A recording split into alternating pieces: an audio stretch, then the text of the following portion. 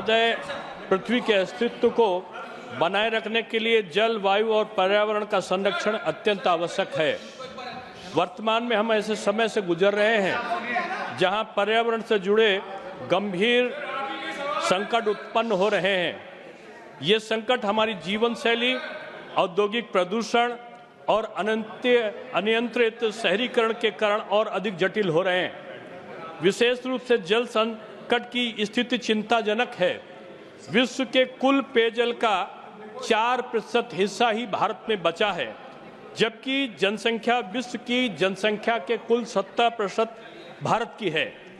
इससे स्पष्ट है कि भारत में जल संसाधन बहुत सीमित हैं और उन पर अत्यधिक दबाव है। इसके अतिरिक्त जल संसाधनों का अति उपयोग और उपेक्षा के कारण पीने योग्य जल का स्तर निरंतर घट रहा है, जिससे भविष्य में जल संकट और गहरा हो सकता है। इसी प्रकार वैश्विक तापवृद्धि, ग्लोबल वार्मिंग का प्रभाव हमारे पर्यावरणीय संतुलन पर भी गंभीर रूप से पड़ रहा है। जलवायु परिवर्तन के कारण वर्षा, सर्दी और गर्मी का सामान्य चक्र असामान्य हो गया है। अब सर्दी के समय भी गर्मी का अनुभव होता है और वर्षा के मौसम में सूखे की स्थिति उत्पन्न हो जाती है।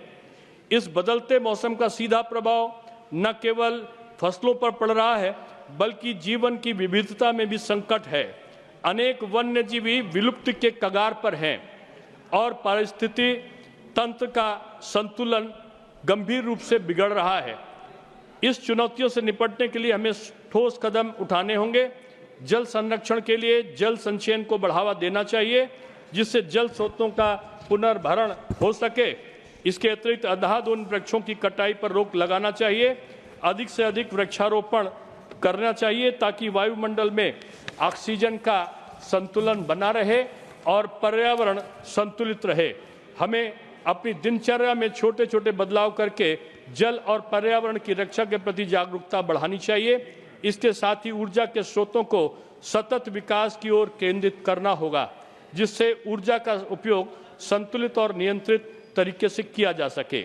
माननीय महोदय, मैं आपके माध्यम से माननीय मंत्री महोदय से निवेदन करता हूं कि कृपया इस विषय पर गंभीरतापूर्वक ध्यान देते हुए आवश्यक कदम उठाएं, ताकि हम न केवल वर्तमान पीढ़ी के लिए बल्कि आने वाली पीढ़ियों के लिए भी एक स्वच्छ, स्वस्थ और सुरक्षित पर्यावरण का निर्माण कर